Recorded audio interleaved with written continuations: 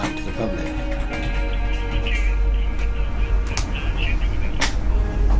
Well, that's amazing.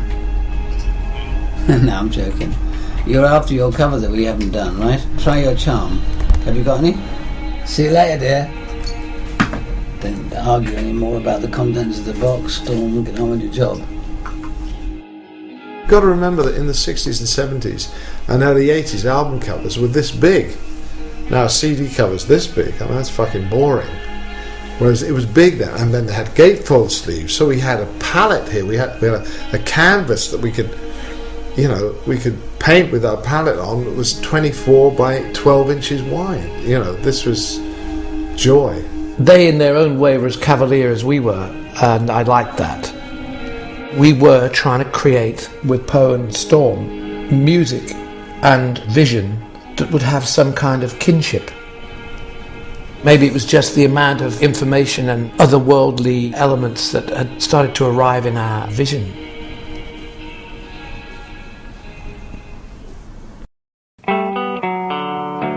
I think I'm one of the rare artists that actually got my own face on a Hipgnosis sleeve. I'm sure it was because Storm realized in my inner beauty.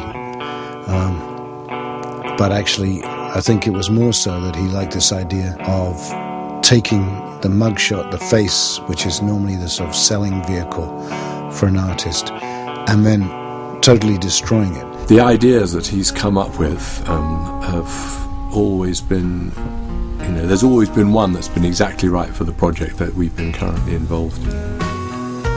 Have you ever had to negotiate with the record label for some of his visual ideas being just so expensive?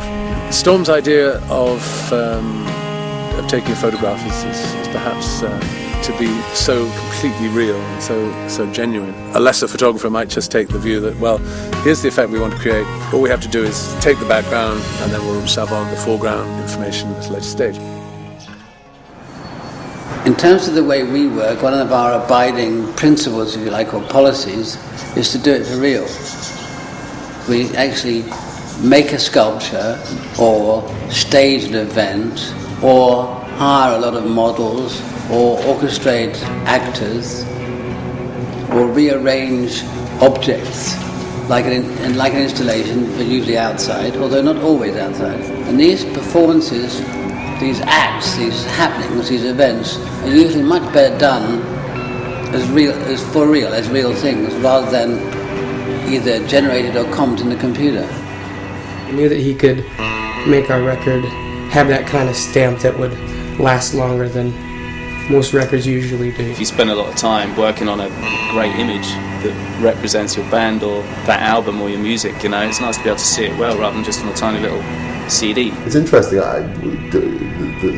the Chrome album cover, the record for me just became synonymous. Whenever I think of the album, I think of the album cover, and they've become one.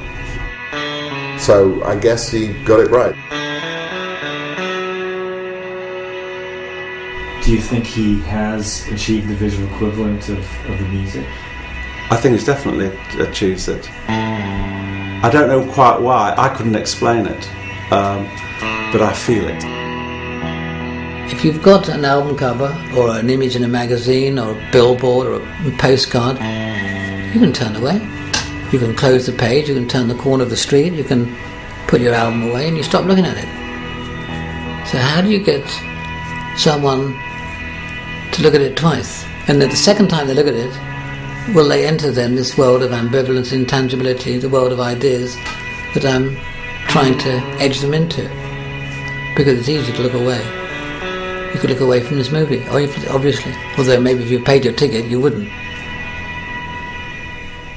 And I think I've basically just done a picture that I think is my best representation of sound that I've ever done.